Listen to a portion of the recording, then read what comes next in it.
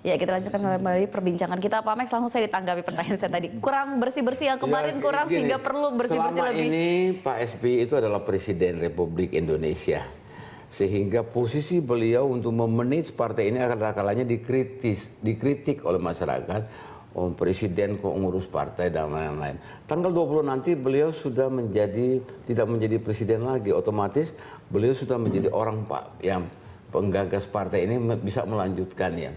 Jadi saya kira urusan yang menyangkut instruksi beliau kepada akan lebih mantap ke partai. Dan saya katakan tadi kita akan lebih baik lagi dengan memanage itu secara bersih-bersih seperti yang dikatakan dibandingkan dengan ketika beliau masih presiden, tetapi bersih-bersih itu tidak bisa beliau konsentrasi untuk melihat itu. Pak Ibnu, tanggapannya tentang bersih-bersih, kembali bersih-bersih seperti itu. Saya pikir Presiden SBY sudah harus mengetahui konsekuensi itu. Artinya bahwa seharusnya kalau demikian harusnya ketua umum bukan beliau. Ya gitu kan, kalau supaya orang fokus. Dan kalau boleh ketua umumnya juga tidak jadi menteri, misalnya seperti itu. Sehingga bisa fokus untuk menyelesaikan bersih-bersih di tubuh partai. Dan kita melihat bahwa SBY juga adalah ketua Dewan Pembina di partai itu. Artinya ketua fungsi majelis tinggi. Ketua Majelis Pembina adalah Pak Mangindaan. Oke, itu ketua majelis tinggi di situ. Artinya kedudukan yang sangat strategis untuk melakukan pendidikan politik atau memberikan pengarahan terhadap kader-kadernya di bawah. Ini yang kita tidak lihat dengan munculnya berbagai kader-kader atau katakanlah pengurus-pengurus pusat melakukan korupsi tersebut gitu. Oke, kemudian dengan ketika tadi seperti alasannya kalau Pak Max kan akan lebih fokus ketika itu Pak SBY sudah tidak menjadi presiden. Tetapi kan ketika Pak SBY menjadi presiden itu kan ada satu kayak kekuatan yang lebih sebenarnya diberikan kepada dia untuk yang benar-benar membuktikan, termasuk juga memberikan kredit poin terhadap presiden saat itu. Iya, seperti pendapat Pak Max ada juga benarnya. Artinya bahwa sebagai presiden memang dia agak bisa ditanggapin orang jadi macam-macam mentang-mentang jadi presiden. Bisa juga direaksikan sebagai positif dong, karena kan ya bahkan dia berani untuk membuka atau menyingkirkan sampah di tempatnya sendiri seperti itu. Iya, bisa juga di sisi lain seperti itu. Tapi jauh lebih baik dari dua pandangan tadi, harusnya dia tidak menjadi ketua umum partai sehingga orang lebih serius, lebih fokus. Tentu di ketua umum partai adalah mereka yang punya idealis. Kalau boleh saran saya ke Partai Demokrat. Saya kemarin kan tidak ada yang bisa men-take over, tidak ada yang bisa menggantikan. Itu. Saya kira persoalan menjadi ketua umum partai dan itu adalah sebuah keputusan di injury time gitu ya. Kalau Pak SBY tidak ambil posisinya sebagai ketua umum kemarin, apa yang dilakukan oleh lembaga survei yang kami di bawah 5% itu terjadi. Tetapi ketika beliau mengambil sebagai ketua umum dan beliau berusaha untuk jangan sampai partai yang disebut the ruling party yang juga adalah pemenang pemilu 2009 ini terlalu anjlok. Nah, alhamdulillah dengan beliau memegang sebagai ketua umum, beliau keliling dari lembaga survei yang mengatakan kita di bawah 5% sampai 6% bisa mencapai 10%. Nah, itu kredit poin yang memang kenapa beliau harus menjadi ketua umum pada waktu di kongres luar biasa itu gitu. Tapi saya melihat justru dalam konteks suatu kegagalan bagi Partai Demokrat untuk melahirkan pemimpin, artinya bahwa partai itu harus mempersiapkan pemimpin pengganti. Jadi tidak hanya harus berfokus kepada harus SBY misalnya. Jadi oleh karena itu partai yang modern, partai yang mempersiapkan kader-kadernya untuk duduk di puncak. Begitu. Baik, nah kita ini sekarang bicara ke depan Pak, akan seperti apa? Ini kan akhir pemerintahan SBY, kemudian juga awal satu bisa dibilang pemerintahan baru, mungkin ini dari partai yang berbeda lah. Demokrat saat ini tidak berada di lingkaran kekuasaan. Mungkin belum ya Pak Max ya.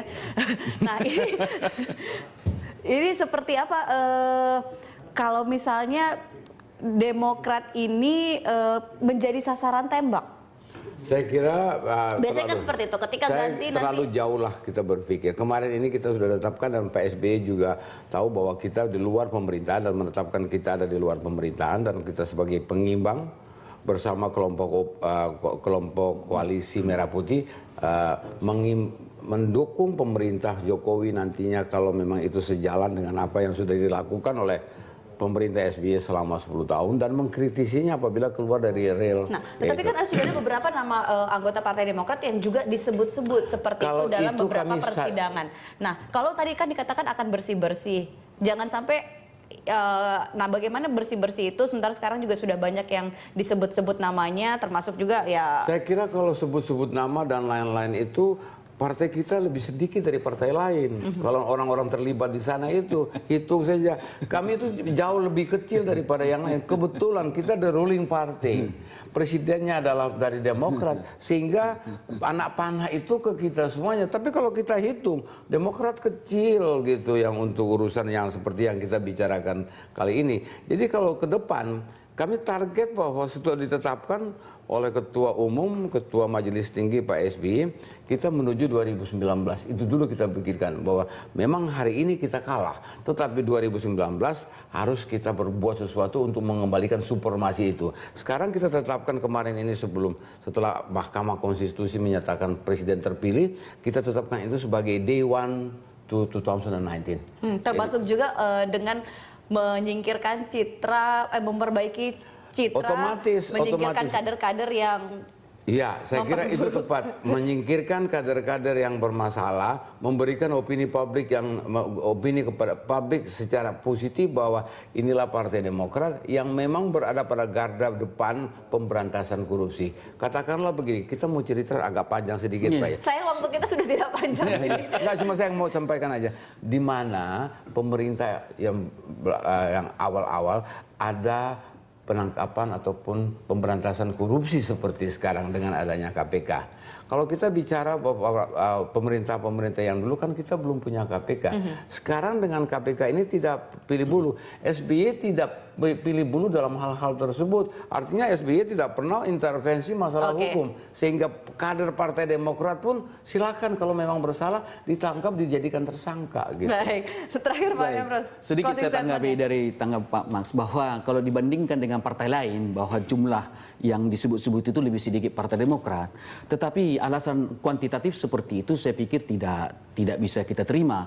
Kenapa? Karena berada pada ruling partai, dia berkuasa. Sama halnya misalnya analogi. Misalnya masyarakat bawah, katakanlah dalam tanda kutip belum tentu, misalnya tukang becak melakukan kesalahan.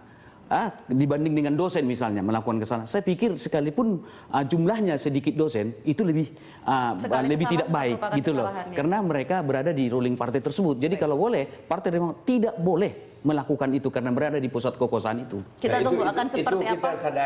Kita sadari benar-benar apa yang disampaikan Pak Emrus tadi. Mudah-mudahan menteri-menteri ke depan itu ada hatinya kayak malaikat lah supaya jangan dan juga Partai Demokrat tunggu bersih-bersihnya, semoga ini benar-benar bisa bersih sekali. Kita harapkan gitu. Baik, terima kasih Pak Max, terima kasih juga Pak Emrus sudah hadir bersama kami di Berita Satu, dan pemirsa kami akan segera kembali dengan informasi lainnya tetap di Jurnal Pagi Berita Satu.